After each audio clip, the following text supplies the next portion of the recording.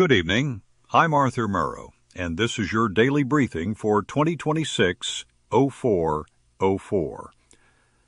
The war between the United States and Iran has taken a dangerous new turn, with Iran claiming to have shot down 2 American warplanes and Tehran flatly rejecting a proposed 48-hour ceasefire.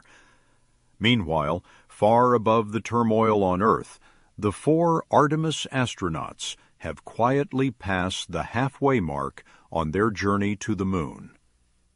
In world news, the conflict in Iran dominated every major wire today. According to reporting from the New York Times and confirmed by multiple outlets including The Guardian and The Hindu, an American F-15E Strike Eagle was shot down over Iranian territory, with Tehran releasing images of the wreckage.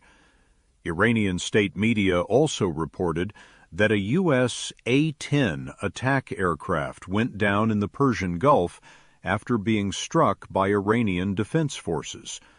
Of the crew involved, 2 members have been rescued, but at least 1 remains missing. Iran's Revolutionary Guard Corps says it is searching the area where the planes came down in southwestern Iran, while Iran's parliamentary speaker publicly mocked the American search and rescue effort. The White House, for its part, has gone notably quiet. Separately, Iranian media report that Tehran has rejected a 48-hour ceasefire proposal from Washington, a refusal that signals a continued hardening of Iran's posture. And in a grim footnote to the regime's domestic conduct, Iran executed 2 men on Saturday, convicted of membership in the banned People's Mujahideen of Iran, the latest in a series of such executions. The wider Middle East picture remains no less volatile. As reported by The Guardian, Israeli military forces bombarded what they described as Hezbollah infrastructure in Beirut, the Lebanese capital, folding another front into what is quickly becoming a regional conflagration. In India, The Hindu reports that the family of an Indian seafarer killed in a strike off the coast of Oman has petitioned the Bombay High Court seeking the return of his remains, a small human reminder that the ripple effects of this conflict reach far beyond the battlefield. On the ground in Ukraine, The Guardian reports that unmanned ground vehicles, essentially fighting robots, are giving Ukrainian forces renewed hope.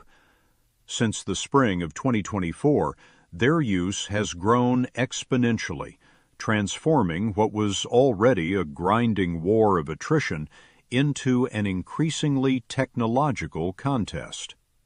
One Ukrainian soldier described the front line as resembling a scene from the film Terminator.